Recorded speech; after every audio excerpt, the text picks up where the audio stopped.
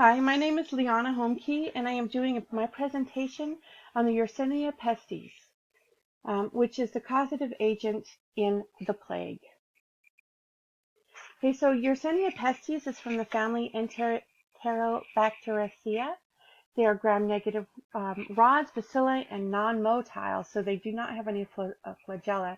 They are also a pathogen of animals. They have an endotoxin, lipid A, which is very toxic to humans. Their metabolism is catalase positive, oxidase negative. They ferment glucose. They're a facultative anaerobe, which means they do have oxygen as their um, end at the end of the electron chain transport, but they can ferment glucose when they need to. Some diagnostic methods are eosin methylene blue agar, which is EMB, and McConkey agar. Okay, this just points out where the O antigen is on the outer core, lipid A is on the inner core, and that's what's very, very toxic.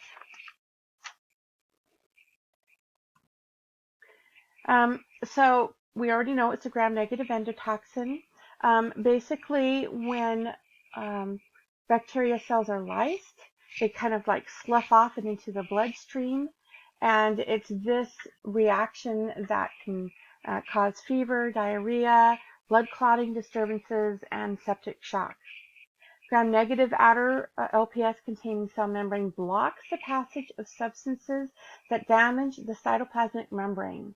So basically what this means is that antibiotics and chemicals that attempt to attack the peptidoglycan cell wall, like penicillin and lysosomes, are unable to get through. So this is another feature of the bacteria that helps it not get phagocytized. Okay, this bacterium carries virulence plasmids that code for adhesins, which are molecules that attach pathogens to their target cells, type 3 secretion systems that inject harmful proteins into the targets, capsules, as I mentioned before, and anti-phagocytic proteins. The bacteria preferentially injects anti-phagocytic proteins into dendritic cells, neutrophils, or macrophages. They neutralize their ability to mount an adaptive immune response or to eliminate the bacterium, which causes bacteremia and then septicemia. It is this bacteremia that can trigger the immune system, resulting in sepsis and possibly death. Okay, so when you do a gram stain on this bacterium, of course it'll be pink, but there's more stain in this, takes up more stain than the center does, the ends do, and so it gives us the appearance of a safety pin. So Alexander Yersin and Shibasaburo Kitasato, they both were sent to Hong Kong by Louis Pasteur to identify and isolate this bacteria. Kitasato actually identified it 3 or 4 days before Yersin did, but Yersin's description was much more accurate, so they named it after Yersin. Later, Paul Louis Simon found that the bacterium was transmitted to humans when the fleas jumped to humans from rats, making the disease zoonotic. Yersin thought it was the rats that gave humans the disease. So what happens is the natural endemic reservoir, the hosts, are rats or many types of rodents. There are 30 species of fleas that are vectors for Yersinia pestis in rodents. So the rats die off, there's a large die-off, and then they start looking everywhere for their next blood meal. So this is just what happens in the flea. There's a mouse blood. You can see that it's different from rat blood. The rat blood has a lot more problems with it. So the flea takes a blood meal from a rodent infected with Yersinia pestis. The bacteria make it to the flea's midgut and logarithmically multiply. Then the Yersinia pestis secretes a biofilm blocking the flea's proventriculus so that it's unable to feed. So it starts jumping in vain from host to host trying to eat to get its next blood meal, and it bites each host, which delivers a whole bunch of Yersinia pestis into that host. Now they are infected with this bacteria. The flea actually dies from starvation and dehydration. This is another picture depending on where the Yersinia bacterium sets up in the body as to what form you exhibit.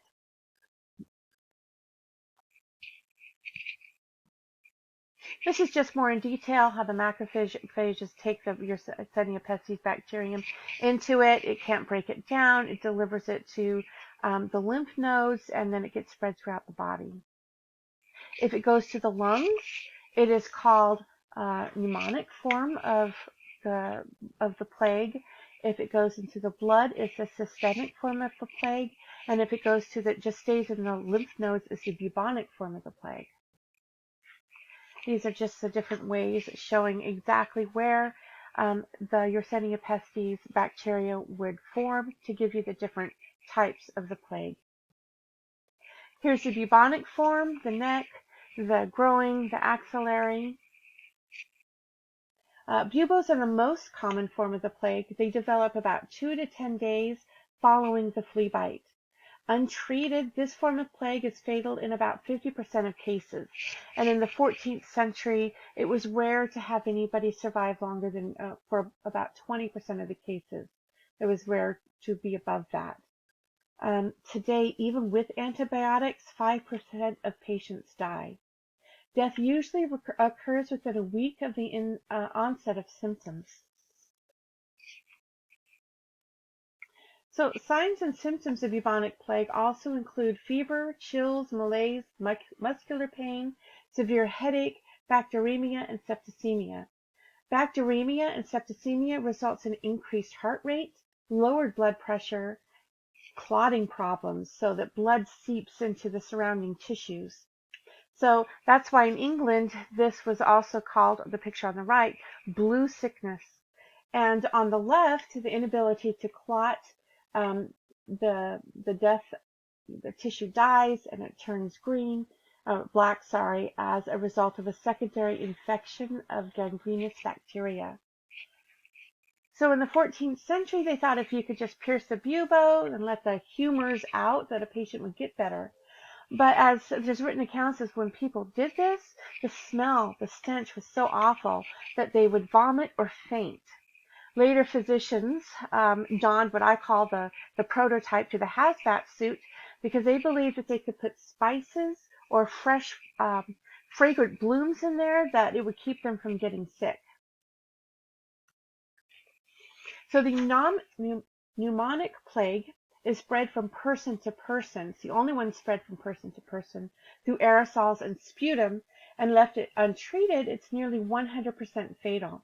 The X-ray on the left is normal. The X-ray on the right has plague, and so the arrows are pointing to the ground glass opacities, which look like stained windows.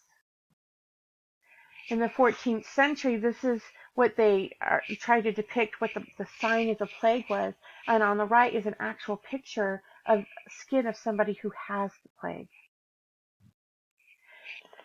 So there's been a long history. Symptoms of the plague pop up through millennia throughout history, but the first real pandemic started in 541, and it was called the Plague of Justinian. It was said to contribute to the final disintegration of what was left of the Western Roman Empire. The 14th century, in 1347, they called this the Great Mortality, the Great Pestilence, the Bubonic Plague, the Blue Sickness. It started in China and was spread by Italian merchant ships. What happened was that the Plague of Justinian, which lasted about 2 centuries, estimates that 40 million people died. In 1343, there was a string of what was amounted to street fights between the Italian population of Tana and some of the Muslim population. The forces of the Mongol leader, Johnny Beg, tried to arrest the Genoese who were involved, but they just hopped in their ships and sailed to Kaffa. Johnny Beg laid siege to Kaffa for 2 years, but the plague that had started in 200 BC in Asia, in the Yunnan province, had already spread, and by the end of that 2-year mark, his forces were ravaged by plague.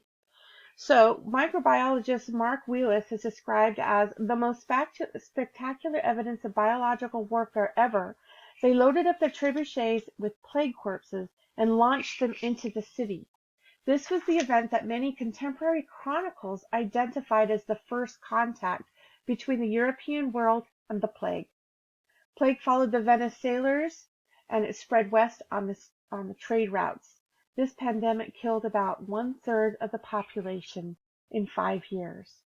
In the 19th century, outbreaks in Asia, again starting in the Yunnan province, spread across Asia, Africa, Europe, and the Americas in the 1860s. This is where Pasteur sent, at the time this plague was going on, sent Yersin to find out and isolate the plague. This map here is more detailed. The yellow is reported plague from 1970 to 1998. The regions in brown are where the animals naturally have the plague, and then the others show where the plague was in their time. This is a map of what the CDC has put out because it's endemic to rodent populations, but when they have a large die-off, cats and dogs can be infected when those fleas jump to them for a blood meal. Then it can go right into their lungs. They can cough on a human, sneeze, hairball, saliva, whatever, and now the humans or the vet get the plague. So then there's clinical disease. There's 3 forms, but there's 2 official clinical disease. One's the bubonic plague. Incubation time is less than a week, followed by high fever, nausea, vomiting, painful swelling of the bubal or regional lymph nodes, and with bacteremia. It's a high mortality rate unless promptly treated. And the one with the pneumonic plague is even worse, with it going to the lungs.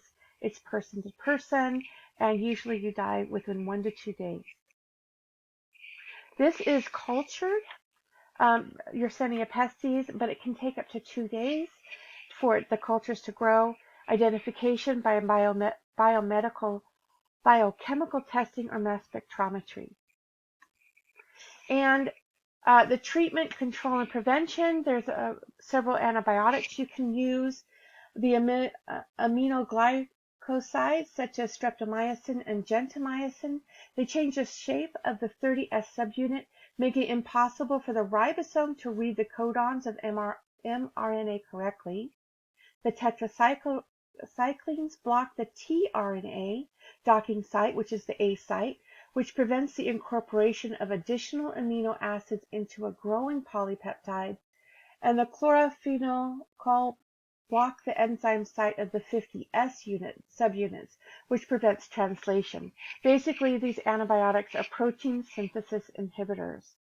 So to reduce the plague getting into the human population, reduction of rodent population and their fleas, because their fleas, if they just die, they're just going to go to the human populations that much faster. But you can use pesticides or collars for your animals.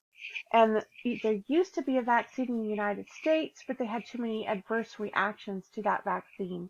And so it is no longer used, though they are still working on a vaccine.